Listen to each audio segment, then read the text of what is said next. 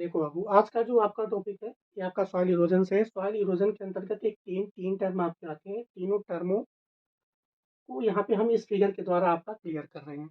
यहाँ पे आपका फिगर दिया गया है। इस फिगर में सबसे पहला टर्म आपका क्या है? सस्पेंशन है। दूसरा टर्म आपका साल्टेशन है। तीसरा है सरफेस हीट। ये तीन टर्म है। तीनों टर्मों में हम तीनों देख लेते हैं। सबसे पहले हम बात करते हैं सस्पेंशन पे। सस्पेंशन में देखिए, यहाँ पे इस तरफ से हमारी यहाँ से तेज हवाएं आ रही हैं। तेज हवाएं जब हमारी सॉइल सरफेस के ऊपर आती हैं, सॉइल सरफेस पे प्रेशर डालती हैं, तो सॉइल सरफेस पे प्रेशर डालने के बाद सॉइल सरफेस के ऊपर जो छोटी कण है, जो बारीक कण है, वो हवा के साथ क्या करते हैं, क्लाइमेट में उठ जाते हैं, क्लाइमेट में उड़ने लगते हैं, क्लाइमेट में चले जाते हैं, वातावरण में, खुले आसमान में जाते हैं। और खुले आसमान में इन पार्टिकल का विचरण होता रहता है। ये खुले आसमान में पार्टिकल हमारे तैरते रहते हैं, हवा के साथ तैरते रहते हैं।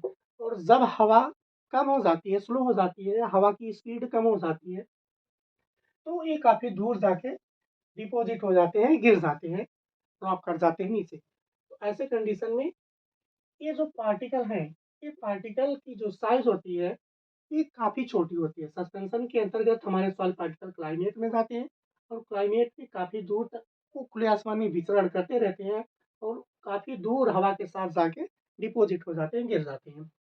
तो इसमें सॉइल पार्टिकल, सस्पेंशन में जो सॉइल पार्टिकल का साइज है, शेप है, वो काफी छोटा होता है। इसमें हमारे सॉइल पार्टिकल की साइज, जो व्यास है सॉइल पार्टिकल का व्यास है, वो 0.00001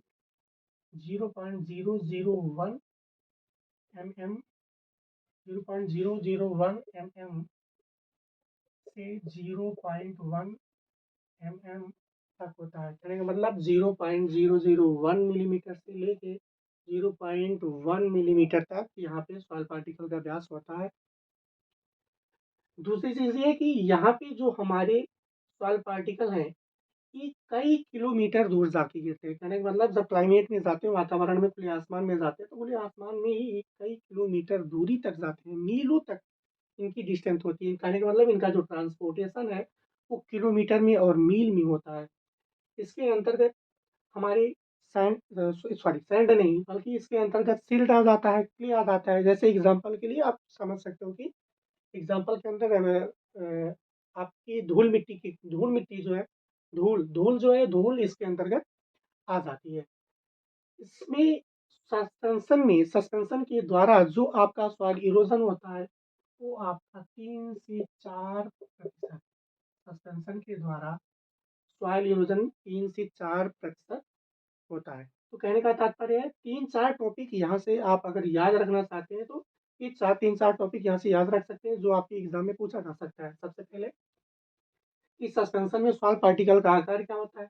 तो सॉइल पार्टिकल का आकार 0.001 मिलीमीटर से लेकर 0.1 मिलीमीटर तक होता है।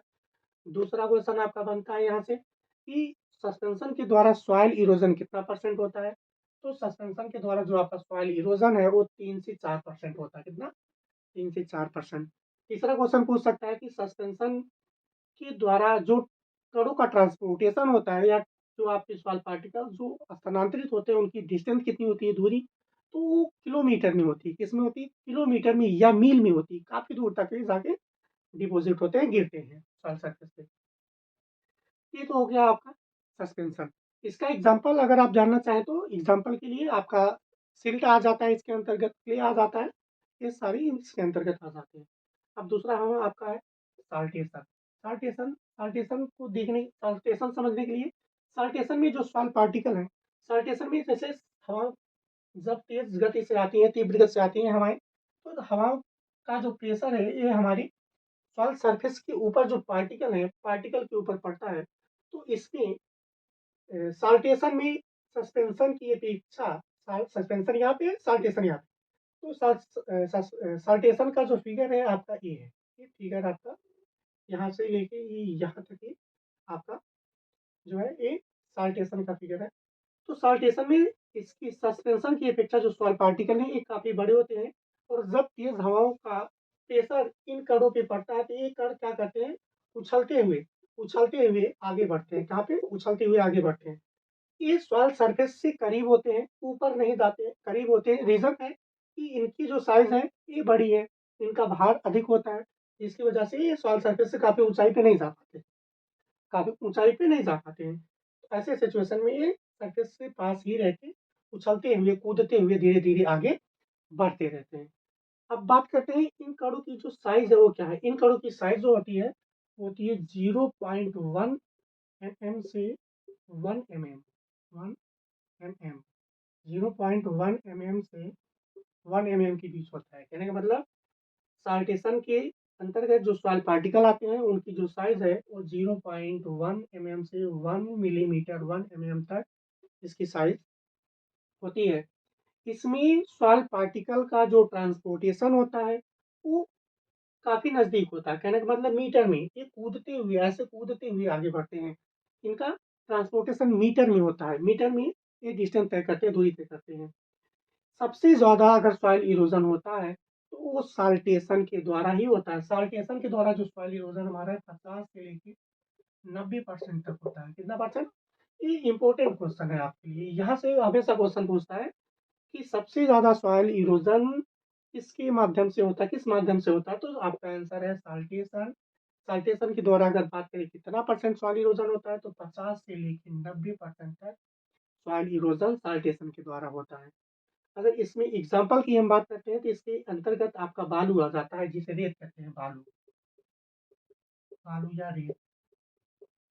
रेत इसकी एग्ज़ाम्पल है, रेत या बालू इसका एग्ज़ाम्पल है। इसके अंतर्गत रेत या बालू आते हैं। तो ये आपका हो गया क्या? साल्टेशन। अब बात करते हैं तीसरा, सरफेस क्रीप। सरफेस क्रीप क्या है? सरफेस क्रीप हम किसे कहते हैं? सरफेस क्रीप में आप यहाँ पे देख सकते हैं, सरफेस क्रीप में हमारे जो सॉइल पार्टिकल होते हैं, ये काफ़ी बड़े होते हैं। जैसे यहाँ पे सॉइल पार्टिकल है, ये हमारा सॉइल पार्टिकल है, यहाँ पे सॉइल पार्टिकल। इस सरफेस क्रीप में सॉइल पार्टिकल साल्टेशन की अपेक्षा काफ़ी बड़े होते हैं साइज़ में। इनकी जो साइज़ होती है कि 1 मीटर, 1 मिलीमीटर से 1 मिलीमीटर से अधिक होती है। 1 एमएम से अधिक होते हैं, 1 मिलीमीटर से बड़े होते हैं। और ये काफ़ी बड़े होने के कारण जब हवाओं का प्रेशर इन पार्टिकल के ऊपर पड़ता है, तो ये ऊपर नहीं उठ पाते हैं, सॉल्ट सरफेस को नहीं छोड़ पाते हैं, सरफेस से ऊपर नहीं उठ पाते हैं, बल्कि सरफेस पे रह के ये लुढ़कते हुए, सरफेस के ऊपर ही लुढ़कते हुए धीरे-धीरे आगे बढ़ते रहते हैं। सरफेस के ऊपर क्या कर रहे हैं? लुढ़कते हुए धीरे-धीरे आगे की तरफ बढ़ रहे हैं। कहने का मतलब यहाँ पे इनका जो इरोज़न हो रहा है, ये सरफेस को छोड़ के नहीं हो रहा है, बल्कि सरफेस के ऊपर ही हो रहा है। इस सरफेस के ऊपर लुढ़कते हुए धीरे-धीरे आगे बढ़ते हैं। यहाँ पे इनकी जो साइज़ होती है, ये 1 मिलीमीटर से अधिक होती है। यहाँ पे से भी क्वेश्चन आता है कि सरफेस क्रीप के अंतर्गत जो सॉइल पार्टिकल है, उन सॉइल पार्टिकल का जो साइज़ है, वो क्या है? तो 1 मिलीमीटर से अधिक। क्या है? 1 मिलीमीटर से अधिक है। इसके अंतर्गत जो है, बड़े रेत आ जाते हैं। बड़े रेत,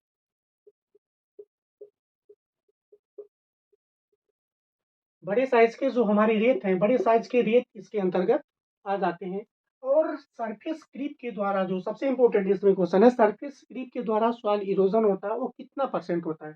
तो सरफेस क्रीप के द्वारा जो हमारा सॉइल इरोज़न हो रहा है, वो 5 से लेके 25% तक होता है। कितना परसेंट?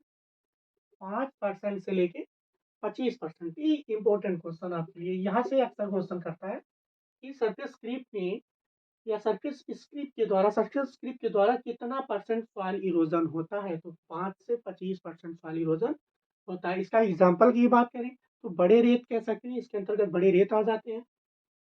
और इसमें सरफेस क्रीप की जो हमारा व्यास है सॉइल पार्टिकल का, वो 1 मिलीमीटर से अधिक होता है।